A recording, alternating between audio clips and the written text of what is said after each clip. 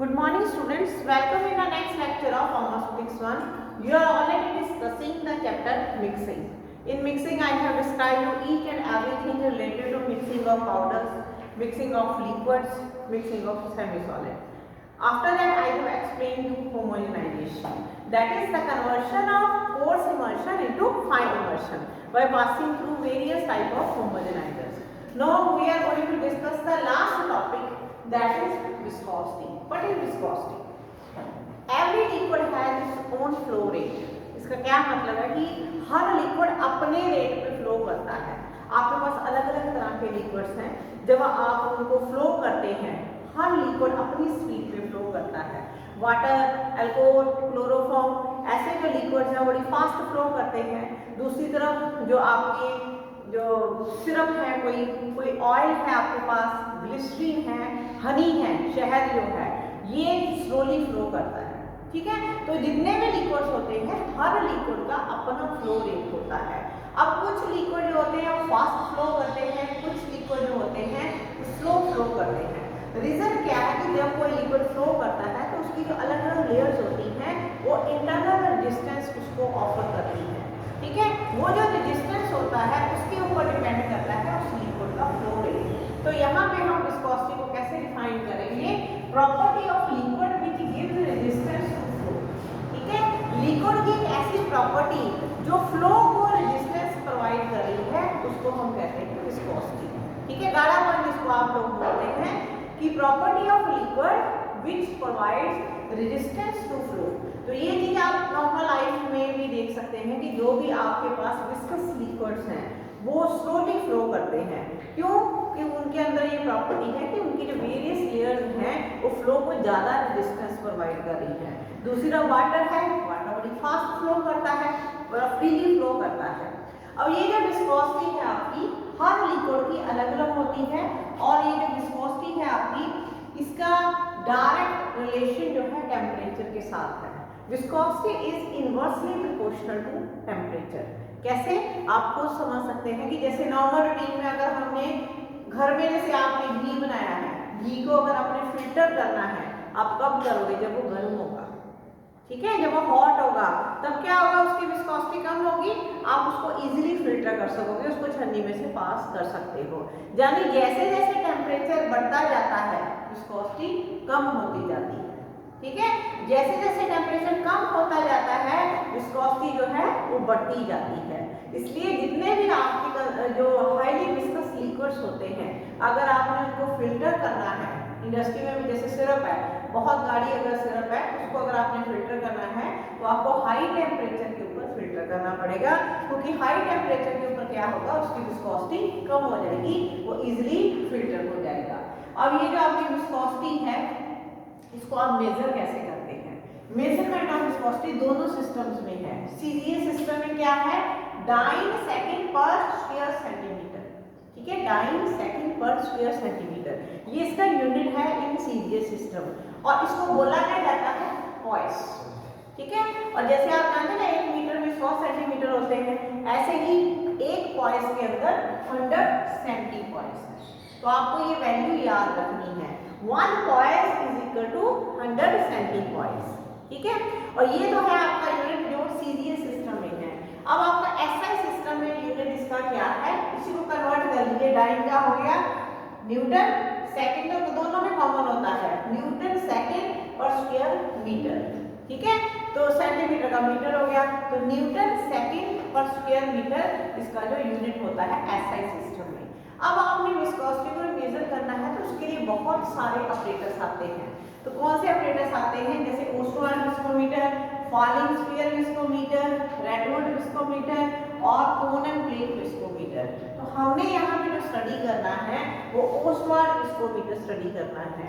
कई बार अकेला ओस्टोवार्ड विस्कोमीटर भी आपको 8 मार्क के क्वेश्चन में आता है शॉर्ट नोट में. ठीक है. तो इसकी ये कंस्ट्रक्शन है बिल्कुल सामने आपके सिंपल सी कंस्ट्रक्शन है कि एक यू ट्यूब है, ग्लास की बनी हुई एक ट्यूब है, यू शेप में है. ठीक है. उस ट्यूब में देखिए एक एक्स वैल्यू है और एक 2 हमने ऐसे बल्ब बनाए हैं उसके अंदर. ये देखिए यू शेप की ग्लास की ट्यूब है, इसके अंदर 2 बल्ब है, एक एक्स है और एक वाई है. ठीक है. अब ये जो आपकी ये वाली ट्यूब है है, इस ट्यूब के अंदर यहाँ C और D क्या लगा है, एक बारीक सी कैपिलरी लगी है। कैपिलरी ट्यूब जानते हैं ना आप, जिसका बहुत ही कम डायमीटर होता है, वो इसके अंदर फिट है। ठीक है, अब आपने क्या करना है, आपने पहले मान लीजिए आपका प्रैक्टिकल है और आपको एक सैंपल दिया गया, आपको बोला गया कि आप इसकी जो विस्कोसिटी है वो डिटरमाइन करिए। मतलब एक अननोन लिक्विड आपको प्रोवाइड किया गया, इसकी विस्कोसिटी आपने डिटरमाइन करनी है। तो आप इसकी प्रोसीजर समझिए कि कैसे डिटरमाइन करनी है। तो सबसे पहले आपने क्या करना है, उस लिक्विड को आपने यहाँ फिल करना है, वाई वाले दाल में इस साइड आपने उसको फिल करना है, लेवल रखना है आपको E, यहाँ तक आपने फिल कर दिया। ठीक है, अब आप लोगों ने लैब में पिपेट यूज करी है, आपको पता है पिपेट से कैसे सक करते हैं और उसको कैसे हम कंट्रोल करते हैं, वही चीज आपने यहाँ पे करनी है। तो ये लीजिए, ये आपने जो वाई वाला लिक्विड था, वाई वाले में आपने अननोन लिक्विड फिल कर दिया है वाई वाले में। अब आपने क्या करना है, इधर से सक करना। ठीक है, इस वाली ट्यूब से आपने सक करना है। जब आप सक करेंगे तो ये जो लिक्विड होगा यहाँ से कैपिलरी से मूव होगी यहाँ तक आएगा। ठीक है, आपने सक कितना करना है, 1 सेंटीमीटर अबव ए, जो ए लेवल है इससे 1 सेंटीमीटर ऊपर तक आपने सक करना है। ठीक है, कर लिया आपने सक 1 सेंटीमीटर अबव ए। अब आपने क्या करना है, जैसे आपने वहाँ फिंगर रखी हुई थी पहले, अब आपने इसको धीरे धीरे जो है रिलीज करना है, फॉल कराना है। जिस टाइम आप फॉल कराओगे, आपने ए से बी तक आने में उसको कितना टाइम लगता है वो टाइम नोटिस करना है। वो जो टाइम होगा आपका T1। ठीक है, T1 टाइम होगा अननोन लिक्विड का, eta1 होगी विस्कोसिटी ऑफ अननोन लिक्विड, और जो D1 आपकी है डेंसिटी, ये है अननोन लिक्विड। ठीक है, ये समझ में आ गया इतना प्रोसीजर।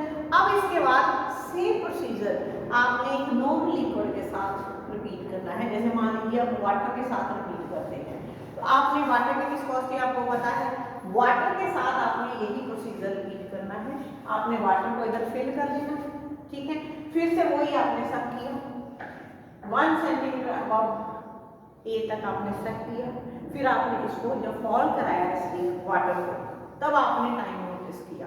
टाइम था T2, वाटर की डेंसिटी आपको पता है 1। ठीक है, D2 वाटर की विस्कोसिटी आपको पता है eta2। तो फार्मूला आपका क्या होगा, eta1 upon eta2 is equal to d1 upon d2 t2। निकालना क्या है आपने, eta1। तो आपका क्या निकलेगा, d1 upon d2 t2 into eta2। ठीक है, इस तरीके से आप किसी भी अननोन लिक्विड की जो मर्जी सैंपल आपको प्रोवाइड किया गया हो, लैब में कोई ऑयल आपको दिया गया हो, आपको बोला गया हो कि इसकी आप विस्कोसिटी निकालिए, तो आपने इस तरीके से इसकी विस्कोसिटी निकालनी है। तो ये है आपकी जो आपका पोस्ट वाटर विस्कोमीटर है, उसकी सिंपल सी फंक्शन। क्लियर। अब आप विस्कोसिटी को कहाँ यूज करते हैं, फार्मेसी में। Application of viscosity in pharmacy, बहुत जगह हमें विस्कोसिटी को यूज करना पड़ता है। सबसे पहली चीज, जो भी आप इमर्शन या सस्पेंशन बनाते हैं, उसकी जो स्टेबिलिटी है वो विस्कोसिटी के ऊपर डिपेंड करती है। ठीक है, हमने एक फिक्स रखा था कि इतनी आपकी सस्पेंशन इतनी विस्कोस होनी चाहिए, इमर्शन आपकी इतनी विस्कस होनी चाहिए। तो स्टेबिलिटी जो है उसके ऊपर डिपेंड करती है। सेकेंडली क्या है, जो ऑप्थेल्मिक प्रोडक्ट्स हैं, ऑप्थेल्मिक प्रोडक्ट आप जानते हैं आईज में डालने वाले प्रोडक्ट्स हैं। अगर आप इनको बिल्कुल पतला बनाएंगे तो क्या है, जब आप अपनी आंखों में डालोगे तो जैसे आप अपनी आई बॉल जो अपनी आई को क्लोज करोगे, सारी की सारी बाहर आ जाएगी। ठीक है, अंदर जब ड्रग नहीं रहेगी तो आई की कैविटी आप जानते हैं कितनी छोटी है, सारी ड्रग बाहर आ गई तो ड्रग की एब्जॉर्प्शन कैसे होगी। इसलिए जो आईज में डालने वाली प्रेपरेशन होती हैं उनको थोड़ा बहुत विस्कस बनाया जाता है, कुछ टाइम के लिए वो आई की कैविटी के अंदर रिटेन रहेगी, ताकि जो ड्रग है वो एब्जॉर्ब हो सके। ठीक है, जैसे इसके लिए हम लोग मिथाइल सेलुलोज डालते हैं, वो आपके आई ड्रॉप्स वगैरह को गाढ़ा बनाता है। उसके बाद थर्ड आता है आपका पेंट्स।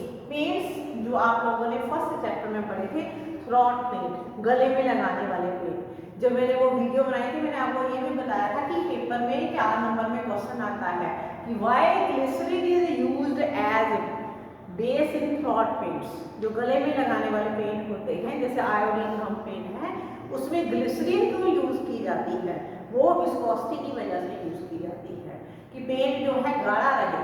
ठीक है, तो गाढ़ा बनाने के लिए आप जानते हैं ग्लिसरीन की विस्कोसिटी ज़्यादा होती है, तो उसके अंदर ग्लिसरीन के अंदर हम आयोडीन वगैरह डिजॉल्व करते हैं ताकि मैक्सिमम टाइम तक जो थ्रॉट है, गले के अंदर जो पेंट लगाया गया है, अंदर टिका रहे। ठीक है, ड्रग उतनी देर अंदर टिकी रहे, इसके लिए हम जो है उसमें ग्लिसरीन को यूज करते हैं। उसके बाद क्या है कि जितने आपके फैट्स हैं, वैक्सेस हैं, ऑयल्स हैं या और कोई विस्कस सब्सटेंस है, उनकी जो फिल्ट्रेशन है वो हम हमेशा हाई टेम्परेचर पे करते हैं। रीजन अभी आपको मैंने बताया कि viscosity is inversely proportional to temperature. ठीक है, उसके बाद क्या है कि बहुत सारी ऐसी फार्मास्यूटिकल फॉर्मुलेशन है जिनको हम स्टैंडर्डाइज्ड विस्कोसिटी के बेस पे करते हैं, जैसे liquid extract of liquorice. Liquorice है मुलट्ठी का जो एक्सट्रैक्ट बनाया जाता है उसको स्टैंडर्डाइज कैसे किया जाता है, उसकी विस्कोसिटी के हिसाब से स्टैंडर्डाइज किया जाता है। और लास्ट क्या है कि हम बहुत बार प्रेपरेशंस की लुक को इम्प्रूव करने के लिए, उनके टेस्ट को इम्प्रूव करने के लिए, उनको पैलेटेबल बनाने के लिए, या उनकी पोरेबिलिटी को इम्प्रूव करने के लिए, यानी बॉटल से वो आसानी से बाहर आ जाए, उसके लिए भी हम बहुत बार प्रोडक्ट्स को जो है विस्कस बनाते हैं। तो ये आपका एक सिंपल सा टॉपिक था विस्कोसिटी। ठीक है, विस्कोसिटी के बाद नेक्स्ट टॉपिक आ रहा है आपका सरफेस टेंशन। सरफेस टेंशन आप लोगों ने बहुत सारी क्लासेस में पढ़ी है, 9-10 से स्टार्ट हो जाती है सरफेस टेंशन। ठीक है, आपको पेपर में क्वेश्चन भी आता है कई बारी, बारिश की बूंदें जो जमीन पे गिरती हैं तो स्फेरिकल शेप को अटेन करती हैं, आप लोग आंसर देते हैं बिकॉज ऑफ सरफेस टेंशन। तो बेसिकली सरफेस टेंशन क्या है, मैंने एक रफ सा डायग्राम आपको बनाया है कि कोई भी जो लिक्विड है, जैसे हमने एक लिक्विड लिया लीटर में, तो लिक्विड के जो मॉलिक्यूल्स होते हैं जो अंदर है, बल्क में है, उन मॉलिक्यूल्स की जो इंटरमॉलिक्यूलर अट्रैक्शन है वो हर डायरेक्शन में है, जो अंदर मॉलिक्यूल्स हैं। बट जो सरफेस के ऊपर मॉलिक्यूल्स होते हैं उनकी जो अट्रैक्शन है वो जहाँ साइडवाइज होती है, जो डाउनवर्ड होती है। ठीक है, इस वजह से क्या होता है कि लिक्विड की सरफेस के ऊपर जो मॉलिक्यूल एग्जिस्ट करते हैं वो हमेशा टेंशन की स्टेट में एग्जिस्ट करते हैं। इसलिए लिक्विड की जो सरफेस होती है वो एक इलास्टिक मेम्ब्रेन की तरह बिहेव करती है। तो इसीलिए the tension existing at the surface of liquid is known as surface tension. ठीक है, कि जो टेंशन एग्जिस्ट करती है लिक्विड की सरफेस के ऊपर उसे हम सरफेस टेंशन बोलते हैं। इस सरफेस टेंशन की वजह से क्या होता है कि हर लिक्विड कोशिश करता है कि वो स्फेरिकल शेप अटेन करे। क्यों? क्योंकि जो स्फेरिकल शेप होती है उसका मिनिमम सरफेस एरिया होता है और वो एकदम स्टेबल मानी जाती है। दुनिया में हर चीज स्टेबल होना चाहती है, ये एक बेसिक फंडामेंटल है। हर बंदा अपनी लाइफ में स्टेबल होना चाहता है, ऐसे ही हर नॉन लिविंग चीज भी स्टेबल होना चाहती है। तो इसीलिए स्फेरिकल शेप अटेन करने की वाटर के ड्रॉप्स हैं वो स्फेरिकल शेप अटेन करने की कोशिश करते हैं, उसमें मिनिमम सरफेस एनर्जी होती है, सरफेस एरिया होता है और वो एक स्टेबल शेप होती है। ठीक है, तो ये है आपकी बेसिक कि सरफेस टेंशन होती क्या है। अब सरफेस टेंशन जो है इसको यूनिट क्या है, ये मेजर होती है डाइन और सेंटीमीटर में। ठीक है, और ऐसे सिस्टम में न्यूटन पर मीटर में ये मेजर होती है।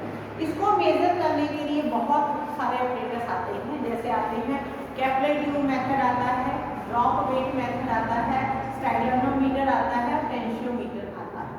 अब जो टेंशन लिक्विड और गैस, जैसे मान लो बीकर में, अब ये जो बीकर है मान लो, इस बीकर की सरफेस और एयर के साथ जो टेंशन एग्जिस्ट कर रही है उस टेंशन को हम बोलते हैं सरफेस टेंशन। बट अगर दो लिक्विड हैं आपस में जो इनमिसिबल है, जैसे ऑयल और वाटर, उन दोनों के बीच की सरफेस है जो उसमें जो टेंशन एग्जिस्ट कर रही है उसे हम कहते हैं इंटरफेशियल टेंशन, जैसे इमर्शन में होती है। ठीक है, इमर्शन में क्या होता है, आपके दो फेज होते हैं ऑयल और वाटर, उन दोनों के बीच की जो टेंशन होती है उसे हम बोलते हैं इंटरफेशियल टेंशन। अब ये जो सरफेस टेंशन है इसकी आपकी फार्मेसी में क्या एप्लीकेशन है। सरफेस टेंशन के बिना हमारी मैक्सिमम जो है कि कह सकते हैं फॉर्मुलेशन पॉसिबल ही नहीं है। सरफेस टेंशन जो है हर जगह रोल, हर लिक्विड फॉर्मुलेशन में ये रोल प्ले करती है। जैसे मान लीजिए हम बात करते हैं इमर्शन की, इमर्शन में क्या है, एक ऑयल फेज है, वाटर फेज है, दोनों एक दूसरे के साथ मिक्स नहीं हो रहे हैं। उन दोनों को मिक्स करने के लिए आप जो थर्ड सब्सटेंस डालते हैं वो होता है इमर्सिफाइंग एजेंट। ठीक है। तो इमल्सिफाइंग एजेंट क्या करता है, ऑयल और वाटर के बीच की इंटरफेशियल टेंशन को कम कर देता है। ठीक है, ये हो गई इमल्शन की बात। अब आप बात करिए सस्पेंशन की। सस्पेंशन में भी यही प्रॉब्लम है। तो सस्पेंशन में भी हम कोई ऐसा एजेंट डालते हैं जो इनसॉल्युबल सॉलिड को व्हीकल के अंदर डिसॉल्व करता है। फिर ऐसे ही बहुत सारी ड्रग्स हैं हमारे पास जो डिसॉल्व ही नहीं होती हैं। तो उन ड्रग्स को हम डिसॉल्व करने के लिए, सॉल्युबलाइज करने के लिए जो एजेंट्स डालते हैं उन्हें हम बोलते हैं सॉल्युबलाइजिंग एजेंट, जो उन ड्रग्स को सॉल्युबल करने का काम करते हैं। ठीक है। ऐसे ही अब नॉर्मल जिंदगी में देखिए सरफेस टेंशन का क्या रोल है। सरफेस टेंशन का रोल है आपकी नॉर्मल जिंदगी में एज डिटर्जेंट। आपने कभी सोचा सर्फ वर्ड जो है कहाँ से ड्राइव हुआ है? इसी से ड्राइव हुआ है। डिटर्जेंट क्या करता है, आपके कपड़ों में मानो ग्रीस या कोई डर्ट डली है, आप पानी के साथ उसको वॉश करते हैं, वो साफ नहीं होता। ठीक है, तो आप क्या करते हैं, सर्फ डाल देते हैं, मतलब कोई डिटर्जेंट डाल देते हैं। डिटर्जेंट क्या करता है, उस डस्ट या ग्रीस के पार्टिकल और वाटर के बीच की इंटरफेशियल टेंशन को रिड्यूस कर देता है। उससे क्या होता है, वो जो डस्ट या ग्रीस है वो पानी के साथ वॉश हो जाती है। ठीक है, तो ये रोल है आपका डिटर्जेंट का। इसीलिए डिटर्जेंट को सोप से भी बेटर समझा जाता है। समझ गए आप? अब इतने सारे रोल देखिए, emulsifying agent, solubilizing agent, suspending agent और ये डिटर्जेंट, ये सारे रोल जो है सरफेस टेंशन के हैं। अब आप जो आप शैम्पू वगैरह यूज करते हैं, जब आप कॉस्मेटिक्स पढ़ोगे उनके अंदर भी यही एजेंट डाले जाते हैं। आप लोग शेविंग क्रीम यूज करते हैं, शेविंग क्रीम के अंदर भी यही एजेंट डाले जाते हैं। अब आप देखिए शेविंग क्रीम में क्या है, झाग बनती है। आप जो हेयर को रिमूव करने के लिए आपने जैसे कोई शेविंग क्रीम स्किन के ऊपर लगाई, तो जब आपने उसको ब्रश के साथ यूज किया या इवन ब्रश रेसिपी है, उसके अंदर कोई ऐसा एजेंट डाला गया है जो झाग बना रहा है, फोम प्रोड्यूस कर रहा है। ठीक है, और वो हेयर और वाटर के बीच की इंटरफेशियल टेंशन को रिड्यूस कर रहा है। ठीक है, तो वहां पे भी इसका रोल है। अब लास्ट आया था इसका रोल वेटिंग एजेंट। ऐसी बहुत सारी मेडिसिन हैं या केमिकल्स हैं जो वेट नहीं होते, गीले ही होते। आप उनको लिक्विड के अंदर डाल भी देंगे तो वो प्रॉपर्ली वेट नहीं होंगे। तो वहां पे भी ये क्या करती है, इंटरफेशियल टेंशन को, दोनों के बीच की इंटरफेशियल टेंशन को रिड्यूस करती है। तो इसलिए वहां पे ये एज वेटिंग एजेंट, मतलब बहुत सारे एजेंट ऐसे हैं जो वेटिंग एजेंट यूज होते हैं। ये जो एजेंट्स हैं दो फेजेस के बीच की इंटरफेशियल टेंशन को रिड्यूस करते हैं।